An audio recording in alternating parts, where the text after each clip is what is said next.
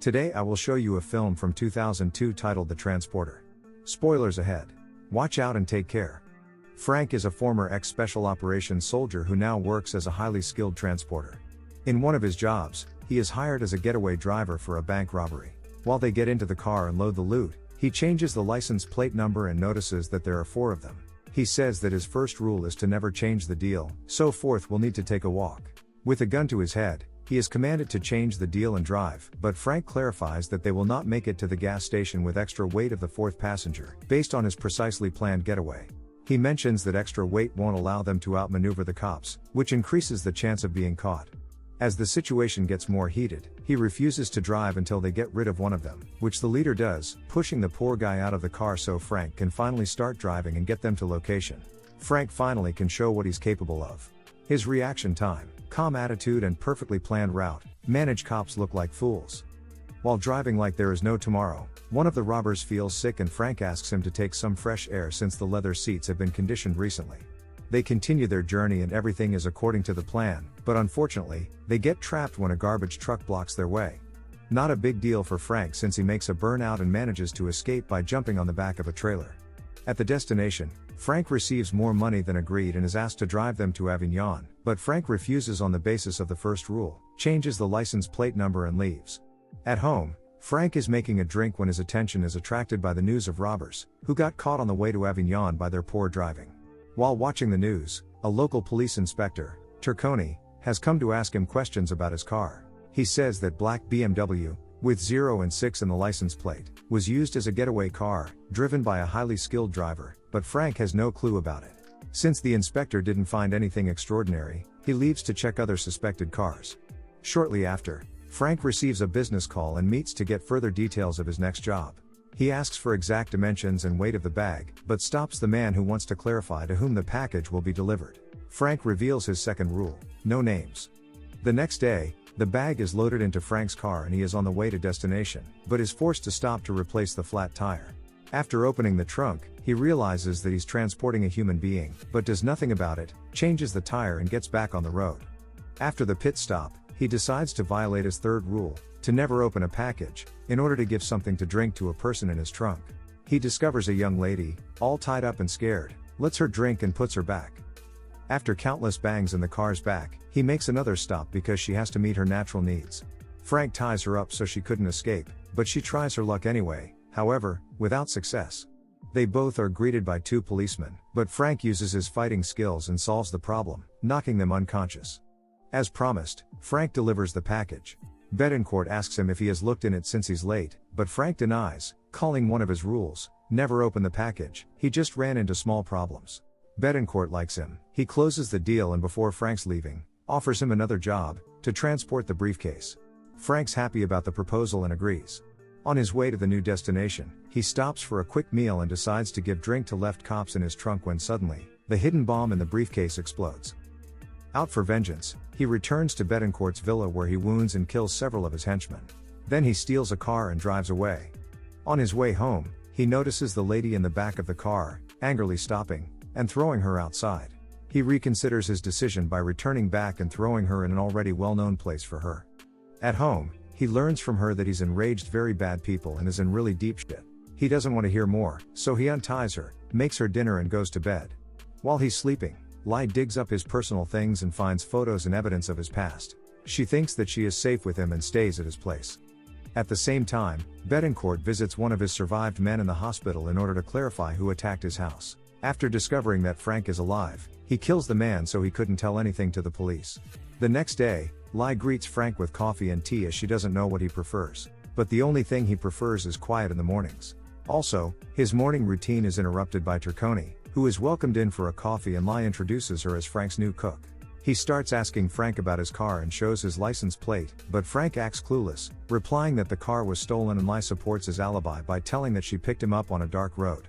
Tarconi is skeptical about the story and asks to see the car. As he approaches the car's broken front, Lai distracts his attention and stops him from further inspection. He is sorry to interrupt and is escorted by Frank, but tells him to prepare a better story on their upcoming visit at his office. Inside the house, they have an argument. He's angry that she came and ruined his quiet life, making it a catastrophe. While he's still wondering if he wants to know anything about her, he notices that it is unusually quiet and the missile hits the house. They are under attack by Bettencourt's men. Luckily, they manage to get to the basement by the elevator and jump inside an underwater passage, where scuba gear awaits them to get to Frank's safe house. Inside the house, she wants to make up for the caused trouble, which Frank clearly doesn't mind and comes inside. Later, they both are at Tarconi's office, where they are questioned about the little incident with Frank's house. They make up a story of spending a romantic day on the beach completely alone and returning home, found that the house was on fire. But Tarconi does not believe them, since men who shoot 5,000 rounds don't make mistakes about who they visit. He suspects that it is one of Frank's enemies from the past. After Tarconi is called outside the cabinet, Lai hurries to his computer and finds information on Bettencourt, managing not to be caught. Outside, Lai is on her way to find Bettencourt, but Frank wishes her good luck. She is surprised that Frank is not going with her and wants to start a new life, but Frank suggests she do that too since they are presumed to be dead. Lai informs him that Bettencourt is a human trafficker, who is smuggling 400 people in a container on a ship, including her family, who will live as slaves. Frank finally puts a puzzle together of Lai's good behavior. He was set up to get involved after she found pictures of him in the house. She justifies that not everything was a lie, especially the romantic moment between them. He is touched by her words and agrees to help as it is the first time when somebody cares for his efforts of saving the people. In Bettencourt's office, he is greeted with a slap in his face and a gun on his head. Lai searches through the papers to find the number of the container while Frank wants to know the reason why Bettencourt tried to kill him. Frank lied to him, broke his own rules and opened the package. What did he expect? Recommendation? Lai has not found the number, so Frank entrusts her a gun and looks by himself when Bettencourt gets notified by his secretary that his partner, Lai's father, has arrived.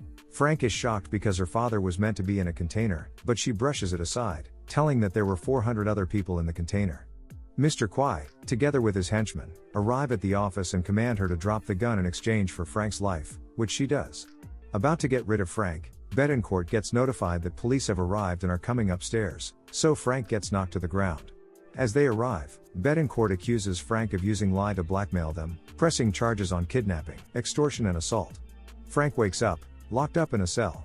The first question he asks is where Bettencourt and Kwai are, but Tarconi suggests to be more concerned of himself.